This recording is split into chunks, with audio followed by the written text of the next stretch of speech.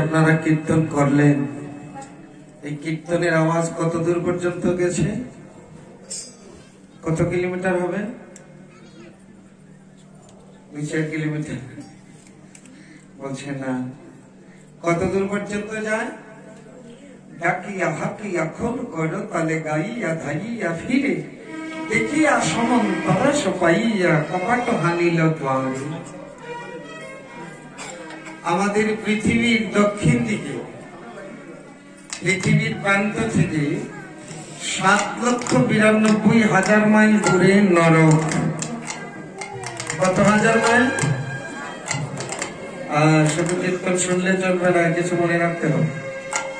আমাদের কিছু শিক্ষিত ব্যক্তিরা বলে এখানেই স্বর্গ এখানেই নরক, বলে না এখানেই স্বর্গ এখানেই নরক। তো ভাগবত বলছি পৃথিবীর দক্ষিণ দিকে 7,92,000 মাইল দূরে মাটির নিচে জলের উপরে নরক অবস্থিত। তো আমরা ভাগবতের কথা মানব না, হরিদাস বলদের কথা মানব। এই নরকের অধীশ্বর হয়েছে যমরাজ। আস্তে আস্তে ওই যমরাজ যখন খোল করতালের কীর্তনের ধ্বনি হয়, যমরাজ ভয়ে থরথর করে কাঁপে আর যমদূতদেরকে বলে তাড়াতাড়ি দরজা বন্ধ করো। বলে কেন? দরজা বন্ধ করলে আওয়াজটা একটু কম আসে। তো কীর্তনের আওয়াজ হচ্ছে, ধ্বনি হচ্ছে, দরজা বন্ধ করো। বলে কেন? বলছি কীর্তনের ধ্বনি যদি নরকে প্রবেশ করে তাহলে আমার নরকে যত পাপী সব উদ্ধার হয়ে যাবে, আমার গুদাম খালি, চাকরি আমার শেষ। দেখিয়া সমন তরাস পাইয়া কপট হানিল দ্বারে। এই যে নরকের অধীশ্বর যমরাজ, তার হিসাব রক্ষক চিত্রকেতু, উনি আমাদের সব হিসাব রক্ষণ করে, তাই না?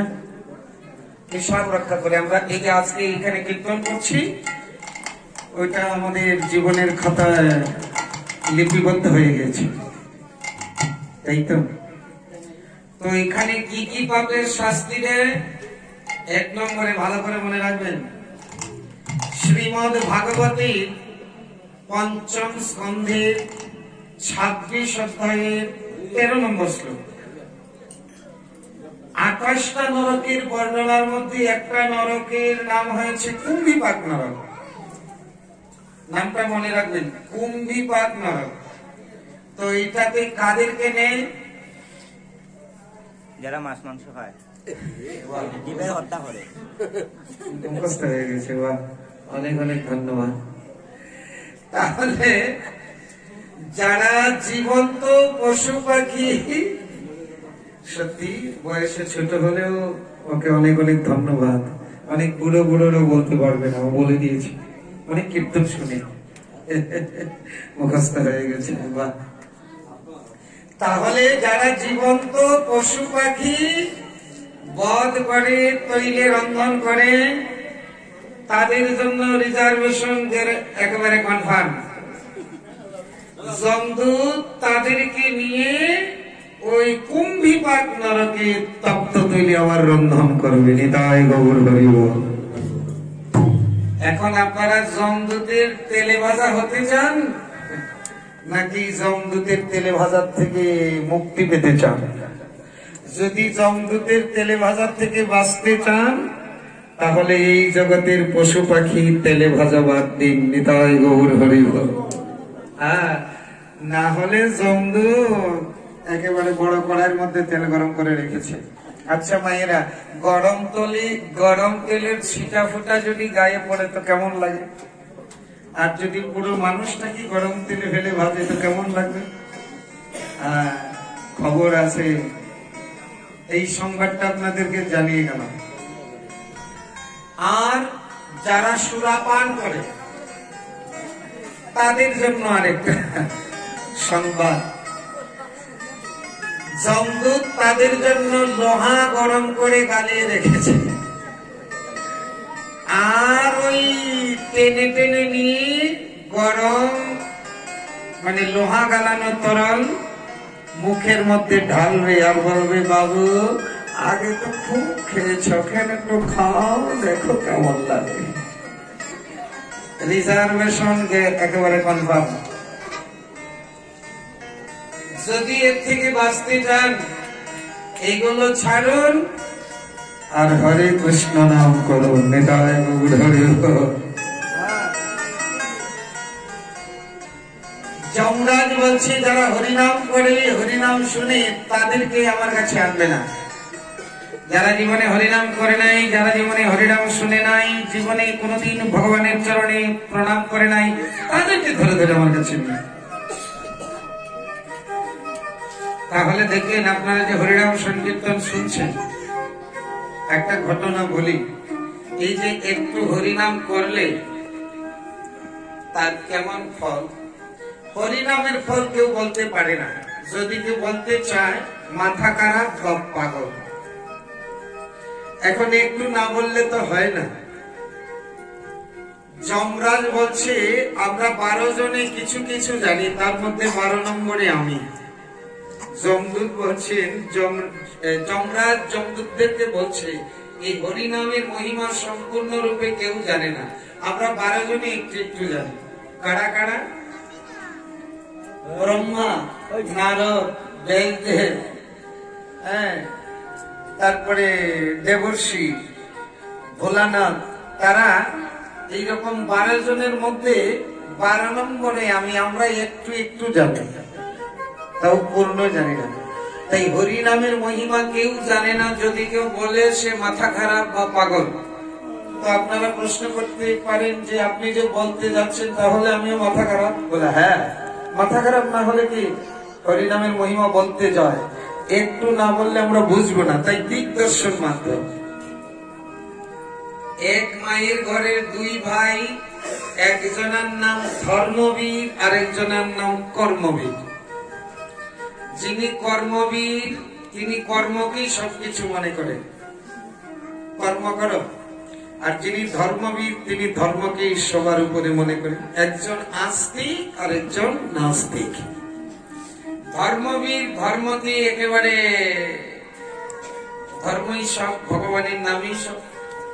আর কর্মবীর বলে খেয়ে দেওয়ার কাজ নেই, এই হরে কৃষ্ণ নাম নিয়ে চেঁচামেচি শুরু করে, আরে কর্ম করো, কর্ম করো, রোজগার করো। তো একজন কর্মবীর আর একজনের নাম ধর্মবীর। ধর্মবীর খুব ধার্মিক, কর্মবীর কর্মী। দুইজন দুই দিকে, মায়ের এক মায়ের দুই ছেলে। দেখুন মাটি একটাই, এই মাটির মধ্যে পাশাপাশি তেঁতুল গাছ লাগাবেন টক, আর কাঁঠাল গাছ লাগাবেন মিষ্টি, মরিচ গাছ লাগাবেন ঝাল। মাটি তো একই, এক মাটির রসে আস্বাদন করছে, কিন্তু যার যেমন যোগ্যতা স্বভাব সে সেই রস আস্বাদন করছে। ধর্মবীর আর কর্মবীর। একদিন ধর্মবীর গিয়েছে বৈষ্ণব সেবাতে, তো বৈষ্ণব সেবাতে গিয়ে ওনার খুব ভালো লেগেছে। তো ভালো লেগে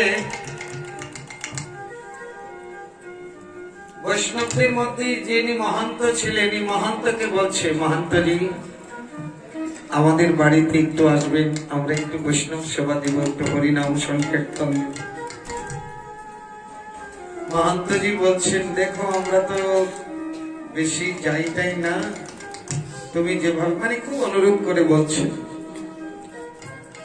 তো ধর্মবীর বলছে, মহান্তজি আগেই আপনার কাছে ক্ষমা চেয়ে নিচ্ছি। বলে কি?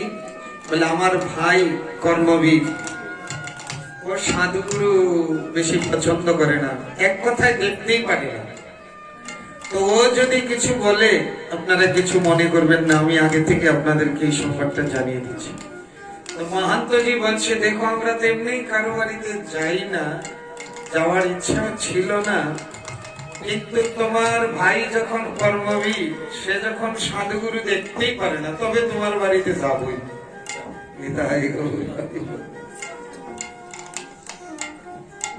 নির্ধারিত দিন অনুযায়ী তাদের বাড়িতে গেলেন।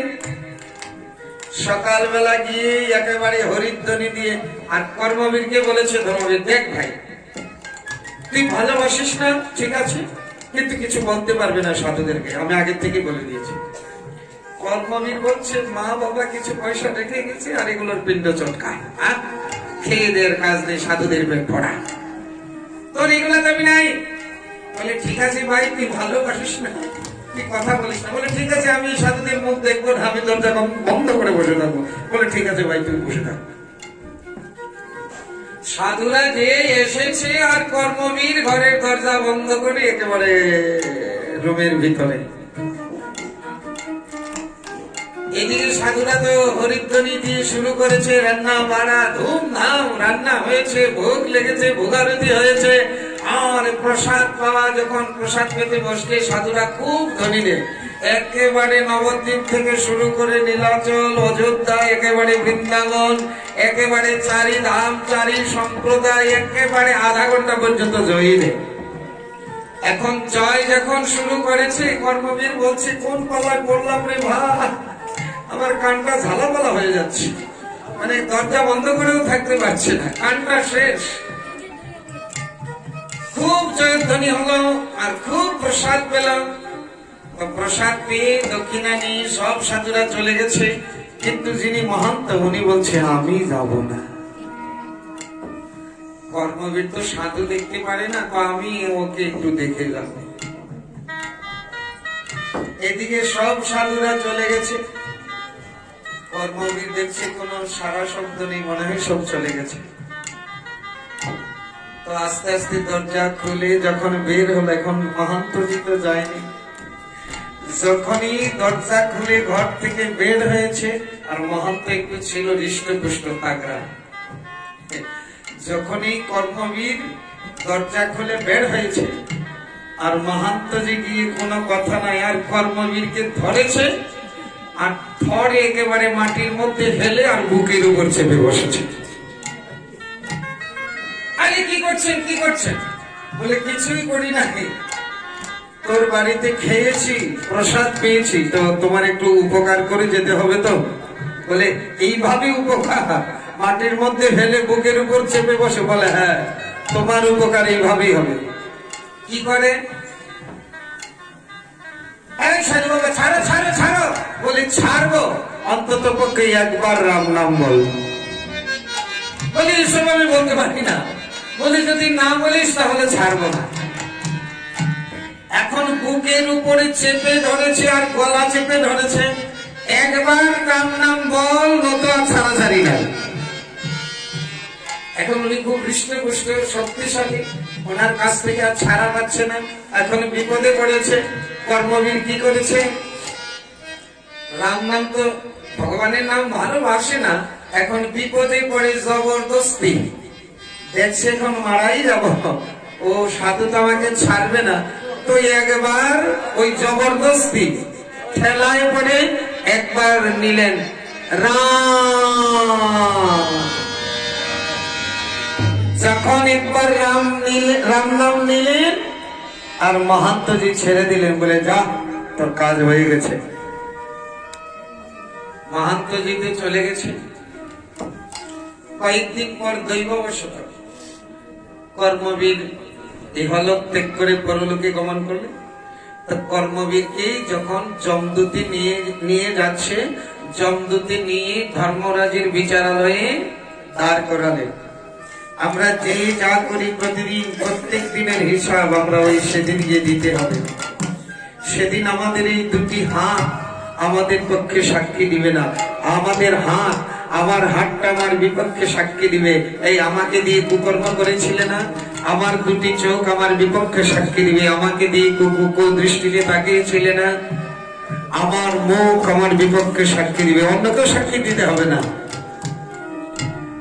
আর চিত্রগুপ্তের খাতায় তো সব লেখা আছে। ধর্মরাজ বলছে, চিত্রগুপ্ত দেখো এই কর্মবীরের সারা জীবন খাতায় কি পুণ্যকর্ম আছে। চিত্রগুপ্ত খাতার পাতা উল্টাতে উল্টাতে দেখলেন, প্রভু ওর সারা জীবন কোনো শুভকর্ম নেই, ভগবানের নাম নেয়নি। মরবার কয়েকদিন আগে মাত্র একবার, তাও জবরদস্তি রাম নাম নিয়েছে। ভালো করে শুনবেন, সারা জীবনে একবার রাম নাম নিয়েছে, তাও জবরদস্তি। ধর্মরাজ বলছে, তাহলে এক কাজ করো, তুমি রাম নামে একবার রাম নামের ফল আগে ভোগ করবে নাকি নরক ভোগ আগে করবে? কর্মবীর জিজ্ঞাসা করেছে, হে ধর্মরাজ, একবার রাম নামের ফলটা কেমন আগে একটু বুঝি, তারপরে তো আমি বলবো। বলুন একবার রাম নামের ফল কি?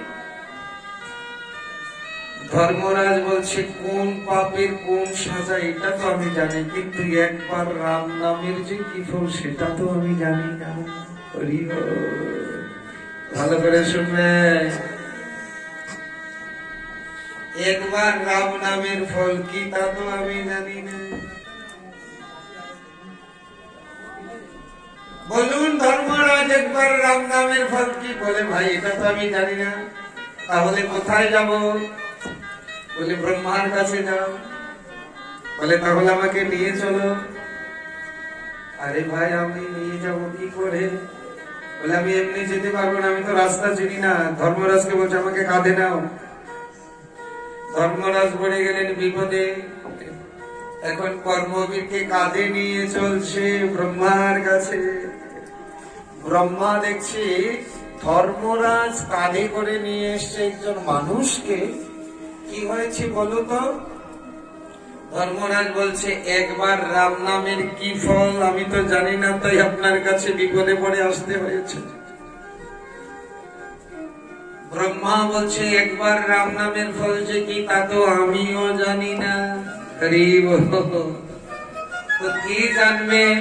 বলে তাহলে মহাদেব পাঁচ মুখে রাম নাম করে সে জানতে পারে, মহাদেবের কাছে যাও। তো এবার কর্মবীর বলছে তাহলে তুমিও একদিকে লেগে যাও, ব্রহ্মাকে বলছে। এখন ব্রহ্মার যমরাজ কাঁধে করে পালকি দিয়ে নিয়ে যাচ্ছে, গেছে মহাদেবের কাছে। এখন মহাদেবের কাছে যখন গেছে তো মহাদেবকে গিয়ে বলছে একবার রাম নামের কি ফল বলুন। মহাদেব বলছে আমি তো পাঁচ মুখে রাম নাম করি, কিন্তু একবার রাম নামের কি ফল তা তো আমিও জানি না। তো কোথায় যাব? বলে দেবর্ষি নারদ তো সবসময় রাম নাম করে, তার কাছে যাও, কীর্তন করে। তো দেবর্ষি নারদের কাছে গেল, বলে আমিও তো জানি না। বলে তুমিও লেগে যাও। এই দেখো একজন একজন করে ধর্মরাজ, দেবর্ষি নারদ, ব্রহ্মা, মহাদেব চারজনে কাঁধে করে নিয়ে যাচ্ছে কর্মবীর। কোথায় যাবে? একেবারে সোজা বৈকুণ্ঠে ভগবানের কাছে। ভগবানের কাছে গিয়ে প্রণাম করে বললেন প্রভু। ভগবান দেখছেন ব্রহ্মা, নারদ, ধর্মরাজ, মহাদেব চারজনে একজনকে কাঁধে করে নিয়ে আসছে। কে রে ভাই সেই ব্যক্তি? বলছে দেখি ওকে নামাও নামাও। দেখে কি একজন মানুষ, কর্মবীর। আচ্ছা ভাই কি চাও? বলে একবার রাম নামের কি ফল আমি জানতে চাই। বলে তুমি আসো আমার কাছে আসো। ভগবান বলছে আমার কাছে আসো। বলছে আমার কুলে বসো। এখন ভগবানের কুলে গিয়ে বসলেন। এখন কর্মবীর বলছে বলুন একবার রাম নামের ফল কি? বলে আর কি ফল চাও? ভগবান বলছে আর কি ফল চাও? একবার রাম নামে। ধর্মরাজ তোমাকে কাঁধে করে নিয়ে আসছে, নারদ আর ব্রহ্মা, মহাদেব তোমাকে পালকিতে করে নিয়ে আসছে। তাদের কাঁধে ছড়া শেষ পর্যন্ত আমার কোলে এসে বসলে আর কি ফল চাও?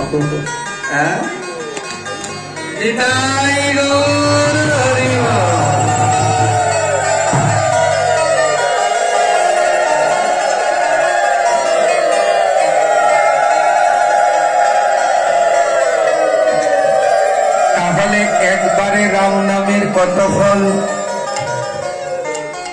বোঝাতে পারবে? আমরা যে কীর্তন করছি, হরিনাম করছি, তাহলে কি বলতে পারবে? কলিযুগের যুগধর্ম হরিনাম সংকীর্তন। আপনারা প্রত্যেকের ঘরে বসে সন্ধ্যার সময় হাতের তালে দিয়ে বা কাশি করতাল বাজি হরিনাম সংকীর্তন করবেন।